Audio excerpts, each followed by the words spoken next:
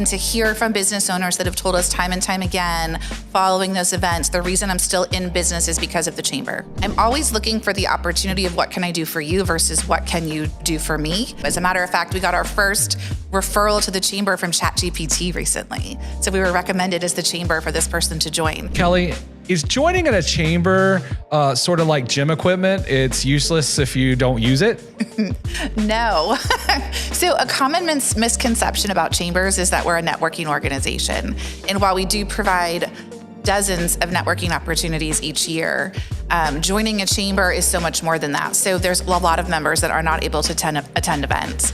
But we also have great options for online digital assets that you can use, the social media stuff that we offer for our members, but also it's what we're doing behind the scenes. It's the education, it's the advocacy. I always say we're working on behalf of your business while you are working on in your business. So you are a little bit of a connector then. So if a member needs assistance finding or locating that perfect connection, service provider, sales, lead, you sit down and you consult with them and try to help them accomplish their objectives. We definitely want to know as much about your business as we can. How can we help you? Who do you want to meet? Who's a great referral source for you? Who's a great strategic partner for you? Sometimes it's not about only getting business for your business, but it's about who do you need in order for you to do business more effectively and more efficiently. But also it's the work that we're doing from the community aspect. How can we help connect you to community events, community nonprofits, other things happening in and around the business community? Do you find sometimes members join and don't exactly know who they need to meet? 100%. Because everyone thinks that you're coming into it from a transactional perspective, but chambers of commerce, and I think the Tampa Bay community is very relationship oriented. And sometimes it's not just about that business card exchange and who am I going to meet today that's going to give me immediate business, but it's those long-term relationships and long-term solutions for your business. And I think we met indirectly at a separate networking event. And then eventually we became members of the chamber. I think you and I probably crossed paths hundreds of times over the years because we have a lot of circles that are very similar, right, and that intersect. And then finally, I think we were at an event and we both said, I need to know you. Yes. Yes, we do. And we're very excited to have you as a member of the chamber. And it's been really cool to see all of the innovative things that you're doing with your business over these past couple of years. That's incredible, Kelly. Thank you. And we're proud to be members of the chamber. Kelly, you've seen hundreds, probably thousands of people walk into networking events and chamber events. You just recently had the Taste of South Tampa, which is a massively attended event. But when you see new people walking into these events, what's the biggest mistake you see in the first 5 minutes? Just throwing your business card at someone. And so I think it's really important to say, hello, how are you? What are you here for? What are your goals today? Who would you like to meet? I'm always looking for the opportunity of what can I do for you versus what can you do for me? And so I think when people go into it looking at it like a transaction, it's a business card exchange, and then we're going to follow up later. But that's not the case. You can actually establish a relationship right there in that first discussion, that first conversation. Yeah, and I always tell people, don't necessarily worry about business. Develop that connection. If the connection goes well, your business meeting happens later. Yes. And then I would say the second mistake is not doing a follow-up. I think the follow-up is equally as important as that first connection. And so one of my bad networking mistakes is that I take a business card and it goes in my purse, which is like a black hole, right? I'm a mom to a 5-year-old. And so my purse has all kinds of things in it. If I played that game where you have to pull things out, I think I'd probably win. But, I find a business card a week later and I'm like, oh my gosh, I meant to follow up with this person. It was a great connection. And so really having an organized system after you meet someone for how you follow up and what that follow-up looks like, I think is important as well. Yeah, you put all that effort in chamber membership or paying for an event or driving or taking time out of your day. You get what you're looking for, and then you just kind of let the ball drop, which has happened to all of us. Yes. Some people, they just treat networking like speed dating. They show up and they're like, I got to meet as many people as possible, or I've got to sell as many people as possible. What should they actually do? I think that's a really old school way of looking at sales and making connections. And I think what's really important, I would rather go to an event with 5 people and leave with 5 great new connections than to go to an event with 500 and leave with 50 cards for people that I'm not going to follow up with or who aren't going to engage with me afterwards. And so I think what's really important is to look at everything as an opportunity for a relationship versus a transaction, and really take time to meet someone, learn what it is that they need, what are their pain points. Maybe it's not something that your business can provide, but maybe you can provide a great strategic partnership for them or a referral source for them. And that business is going to come back to you just in a different way. And I love what you talked about. It is a quality versus quantity. We've both been to many networking events, and we were just having a discussion before the podcast. Walking to a room with 150 people is a lot more difficult than walking into a room with 20 or 30. I will say our team recently attended a South Tampa Chamber event. There was probably less than 10 people there, and they ended up landing a sale. That's fantastic. They didn't try to sell. They were just there to introduce, ask what was going on. And it was just the quality people in the room made up for the lack of quantity. And that was amazing. Absolutely. And we really seek to try to find opportunities for anyone. So we do have those small events, which are meant to be very intimate and engaging. And then we do have those larger events, which could be more advocacy or community focused. So, Kelly, you probably hear this all the time. I'm nervous to go to a networking event. I'm introverted. I don't like engaging, but I know I have to. What kind of advice would you give somebody that might be nervous walking into an event, but they need to, and at least they've taken the next step to realizing the only way you expand your business is by networking? So this is funny because I'm extroverted by nature. My husband is very much an introvert. So he is definitely that person that does not want to be out at networking events, but occasionally he tags along with me. I think one of the greatest pieces of advice that I give to someone who either doesn't enjoy networking or who's new at it is take a friend, have a networking buddy, have someone that can be your safe space, that you go out, you meet 2 or 3 new people, and then you have someone you can come back to, compare notes, talk it through, or have someone that can be a part of the conversation with you. I think also it's important that the conversation is more natural, that it's not just, hi, who are you? What do you do? Here's my business card. The conversation can be, what are you doing this weekend? Where's the last great place that you went on vacation? Do you have spring break plans next week? What are you looking forward to this summer? What are the ways you'd like to grow your business this year? Who's a great referral partner for you?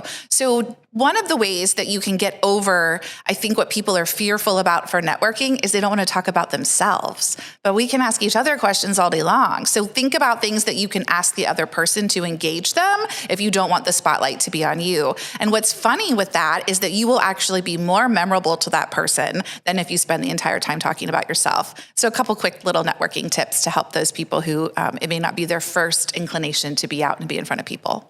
Wonderful. And the South Tampa Chamber has a network of ambassadors. These are volunteers, and they're almost at every event, at least one.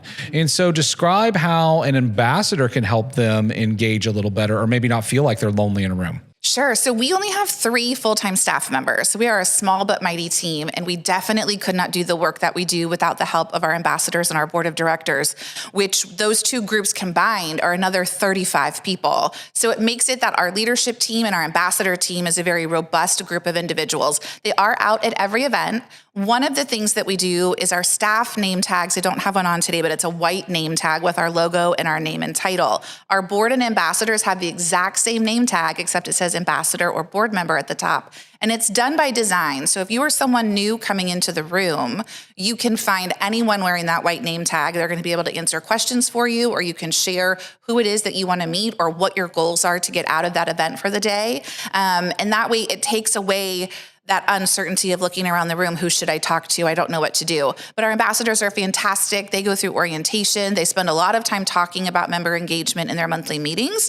And they have a couple different roles. One is to be out at events at the front door, engaging and welcoming you. 2 is to be kind of like a member mentor. When you're a new member joining an organization, my staff can tell you all day long how great the chamber is. We're getting paid to do it. Doesn't mean we don't love it, but we're getting paid to be there. Our ambassadors are there as members themselves and as volunteers, and they can truly share with you the experience they've had as a member and how it's benefited them and their business over the length of time. Pro tip.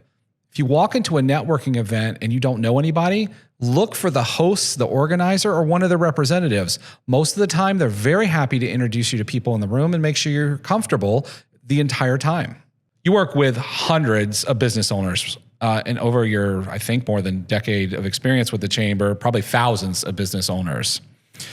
So what's one thing that successful networking professionals do differently than your average person walking in that maybe doesn't have the networking experience?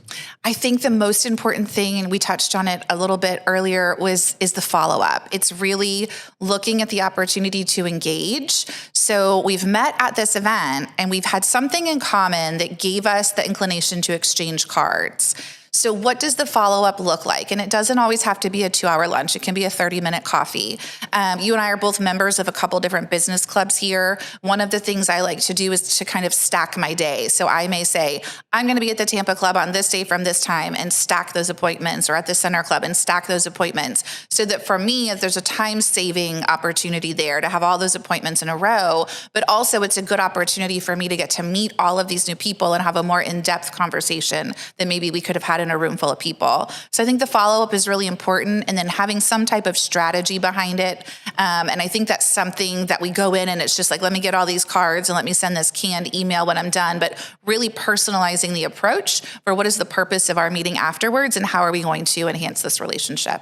And people shouldn't discount a 15-minute or 30-minute virtual call, because that could be everything it takes to make that next connection and then meet in person. So you can get 10 15-minute calls, 10 30-minute calls done in a day without ever leaving your office. Yes.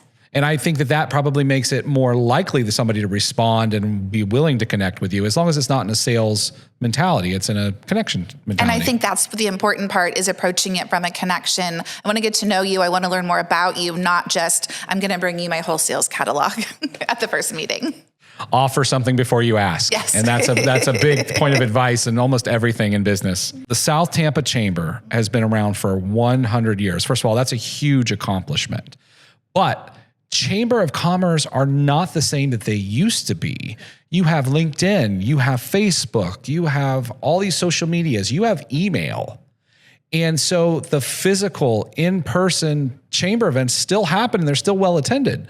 Why do you think that face-to-face networking still works so well as opposed to being overwhelmed in digital media like we're seeing today? So I love this question for a couple of reasons. Yes, we all have Facebook, LinkedIn, all these different social media accounts, and the chamber's using them to engage with our members too. As a matter of fact, we got our first referral to the chamber from ChatGPT recently. So we were recommended as the chamber for this person to join. But here's what happens at the end of the day. We are not spending Thanksgiving dinner on FaceTime. We're spending it around a table with our friends and family and our loved ones, right? Because at the end of the day, no matter what is happening around us, we still crave human connection and connection to other people. During the pandemic was the first iteration for us of using online tools such as Zoom. So I have in the past been a late adapter to technology. I'm getting better at it as we go forward. But we, within 24 hours, went from safer at home, 100 events planned out for the year, to a fully virtual organization with over 80 communications and 60 online opportunities within 6 months. So 60 within 6 months means we were doing 10 a month, sometimes 2 or 3 a week. And they weren't always educational. Some of them were specific to, here's the things you need to know to protect your business, here's how we're moving forward. But some of them were what we called Zoomy hours. It was getting people online from 4 to 5 o'clock, bring a beverage if you'd like, and just connect. And we heard from so many people that during that time, that was the only connection they had outside of their home or outside of their immediate family. And the relief that they got knowing that other people were out there, that other people cared about them, that other people wanted to connect with them. And so one of the feedbacks that we got from our members during that time was that what they most appreciated by the chamber, yes, we gave them great resources. Yes, we provided them lots of tools to help their businesses stay in business and continue to be successful. But they appreciated the human interaction, the phone calls they got from my staff, the phone calls they got from our board, and the opportunity to just connect with someone face-to-face, even if it was through a screen. But I don't think that the in-person relationships and opportunities are anywhere near ending. If anything, I think we're so overwhelmed by technology that in the next couple years, we're going to see us start to go backwards. People want less technology, less in your face, less all the time of things being inundated. How many emails do you get? per day? 200 to 300. Okay.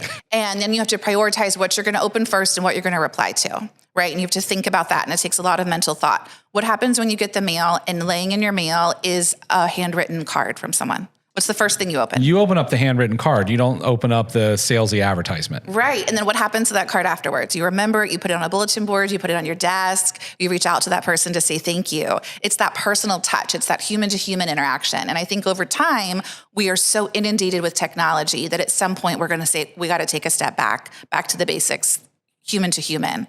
Write your podcast today for those who want to hear it, can hear it driving in their car, sitting in their home while they're working out, but we're also videoing it so people can see how you and I are interacting with each other in real time and face to face. And I don't think that's going to go away anytime soon. Yeah. So, digital media still has a strong presence in chamber activities now. So it's not, we reverted back. We kind of changed the approach altogether. Still doing physical events. You know, we're far past the pandemic, but there is still an appetite for some of the online events. Absolutely. Especially for small business owners, they don't always have the opportunity to get out of the office. So how can we bring content and bring education and bring resources to them where they are?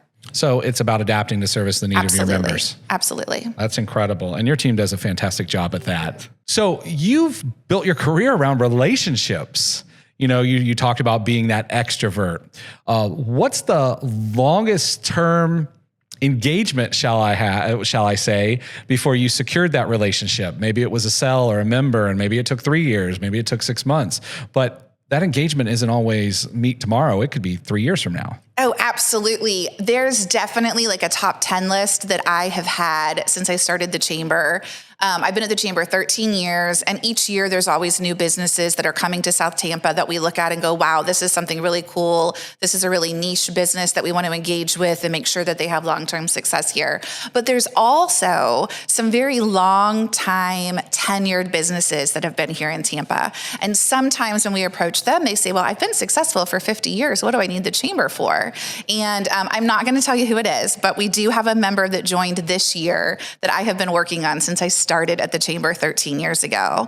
And they had some changes within their business this past year with some expansion that led them to see that they needed some additional community support and some additional community exposure. And they joined the chamber with multiple of their businesses this year. And we're really excited to have them and to see how that relationship is going to grow as their business moves into the next phase of what they're going to be doing. 13-year lead time. That sounds like a government contract. It does. But we finally got them. And it was really about connecting with the right people at the right time. And we were engaged with them regarding a different concept and a different part of their business portfolio. And then this past year, they brought their entire portfolio into the chamber. And we're really excited to see how we can continue to support them and see all of their businesses grow. And that's a great point. You know, it's not always the best time to join a chamber. Budget, finance, you know, if you never show up or never take advantage, it's kind of a waste of their money. But it could change year to year. The programming you're offering, the connections you have, the member you just brought on, which is 3, 4, 5 businesses, it's new infusion. The chamber's constantly reinventing itself. So if you decide not to join the chamber, don't discount it.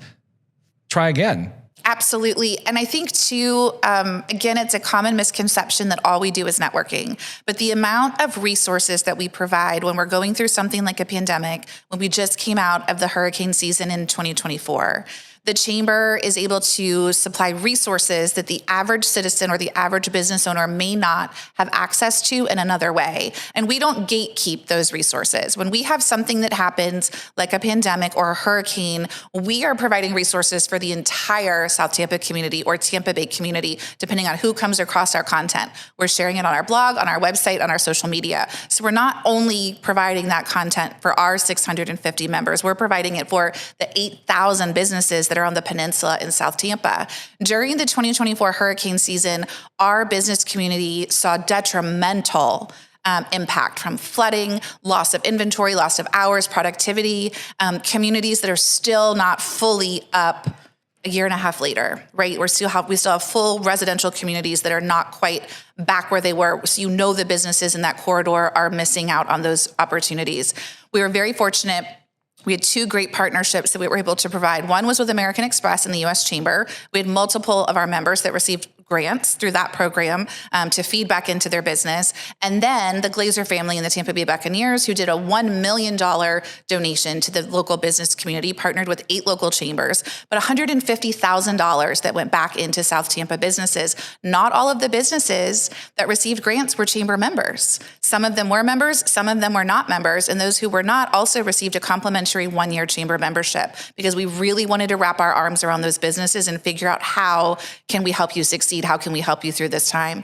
And so for the chamber, we're always looking for how can we be a resource for all business. The work that we do from an advocacy perspective in Tallahassee and Washington, D.C., that's on behalf of all businesses in Tampa, not just those who choose to engage with us. So we really are working on behalf of all business here in our area. So for 100 years, you've carried this service first mentality in the chamber, and that's what's kept you around. Absolutely. Absolutely. Our relationship with MacDill Air Force Base, our relationship with local elected leaders, and just really putting ourselves out there, making sure that we have our pulse on what's happening and what's going to happen that may impact your business. How can we bring that information and resources to you, and how can we help you then use that to make your business a success? And I've always thought chambers are a very small investment to access this research data, to access this information that you have, because most small businesses can't afford to go and get this data. We're in a much different world now. It is easier, but just a few years ago, it was still very difficult to get this. And it's at your fingertips, and you're just giving it away just to help support the South Tampa and Greater Tampa Bay community. Absolutely. That's incredible. What's one unexpected opportunity you've seen from participating in the chamber? Just something that just caught you off guard and somebody got a benefit from just showing up? So I will tell you the coolest story, and I would challenge any chamber in the country to compete with this. Do you hear that, chambers in the country? You are being challenged by South Tampa. They know exactly what I'm going to say, and here's why. Because we talk about the relationships. A few years ago, we had a member who spoke at a chamber event about some health issues that she was having, and that she was getting ready to go on the transplant list looking for someone to donate a kidney. And we had a fellow chamber member who heard her story, was inspired by it, and ended up going and getting tested and went through the process, and she was a match. And they went through the process of donating a kidney. And it's above and beyond business. It's above and beyond community. She literally saved her life. That is insane. So the other chambers lost. You do have the best story. I will say that we share membership. There's another chamber that they're both members of both. But we went and did a ribbon cutting for them for their brick to commemorate their 1-year anniversary on the Riverwalk. And it was just a really cool opportunity to get to see their relationship, how it grew over time from two people who were acquaintances and that are now going to be, related through life. And so, Kelly, with that story or any others, you've seen so many businesses, many successful, sometimes not, but it's got to be a personal sense of pride to invest time and see these businesses succeed based in part on what you're helping them to do. Absolutely. And I hate to keep bringing up the pandemic and the hurricanes because it was so tragic, but it really is the defining moments for our organization that led us to see the importance of the pivot, of flexibility, of change, of making sure that we're meeting members where they're at and meeting businesses where they're at. And to hear from business owners that have told us time and time again, following those events, the reason I'm still in business is because of the chamber. The reason I'm still in business is because of resources, information that I received from you that I may not have come across somewhere else. The reason I'm still in business is because of the grants I received, because of the information that you shared. And so I think that is really important, that on the days where things seem hard or where we're not sure what the next step is, or managing 1,600 personalities. Sometimes some people are more interesting than others when it comes to how we work together and how well we work together. And on those days is really when I think back about the fact that there are people who we impacted not only their business, but their livelihood, how they're feeding their family, how they are living in their home. And those are the things I think that stand out the most. Great. So Kelly, we have a lot of young professionals in our Tampa Bay region. We're constantly on the top list of people moving here. And all those individuals, they show up at events. So the question here is, if a young professional came to you and said, should I work on my network or work on my business? What would you tell them? You have to do both. But I think the network is important because sometimes you're going to meet people through the network that are going to help you with your business, especially a young professional. You don't know what you don't know. Mentorship is important. Finding great strategic partners is important. And so we have a very robust young professional program that we launched a few years ago. I have a young team. So we have a multi-generational team, and the majority of my staff are Gen Z. They're young. And so I'm getting a lot of feedback from them about what they need as professionals and what they hear that their colleagues need as professionals. And so we're, again, trying to meet them where they're at by providing opportunities. Our YP program has networking events that's just about coming to meet people, but also professional development opportunities where they can work on themselves. And then in turn, they can take those skills to work on their business. That's absolutely incredible because these are our next employees, maybe our next bosses. Yes. And you're providing almost like an incubator for them by giving them a comfortable area to be with their peers. And I've attended a couple of those events before, and they're always phenomenal. And you look around the room, first of all, I feel old. But second of all, I'm like, wow, these are some sharp people. They're taking advantage of an opportunity to advance their knowledge or possibly their career. I've even heard of love stories where you meet your future spouse at a chamber. Possibly. I'm sure that's happened. Yeah. So that's incredible that you reach out to that element of the community. Kelly, I have this fun thing on Tommy's Toolbox. It's clearly a toolbox. I would have been disappointed if I came here today and there was not a toolbox. Well, I'm glad that I'm meeting your expectations. This is wonderful. Make sure to leave us a review, right? Okay, so I'm going to open this up, and it's got secret questions in here. Okay. So I need you to pull out a piece of paper and hand it to me. Oh, multiples. Oh, sorry. Oh, you might did get I really? two. You did. Oh no, never mind. It's just a very long question. It's a long one. It's essay form. Okay. If you had to build something in 30 minutes with random hardware store items, what would you attempt? Oh my gosh. So I have a 5-year-old. We do a lot of building things. Okay. Our favorite things to build are the tallest building we can build. So we do a lot of Legos, a lot of cups, a lot of Tupperware.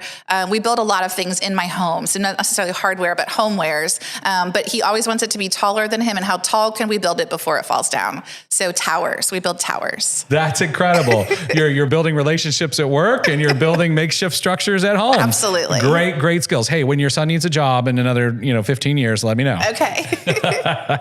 Question for everybody listening, and drop your answer in the comments. But at the last networking event, how did you approach it? What did you do? And did you think it was successful? What could have been better? Would be interested in hearing your comments. Thank you so much, Kelly, for coming in today. The South Tampa Chamber is so diverse and vibrant. It's a huge impact in the community, and it has been for over 100 years.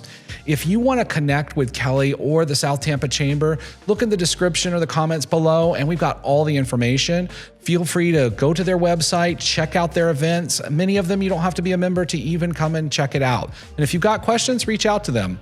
This has been Tommy's Toolbox. Make sure to like and subscribe and share this podcast so everybody else can hear about the amazing story that the Tampa Chamber had for us today.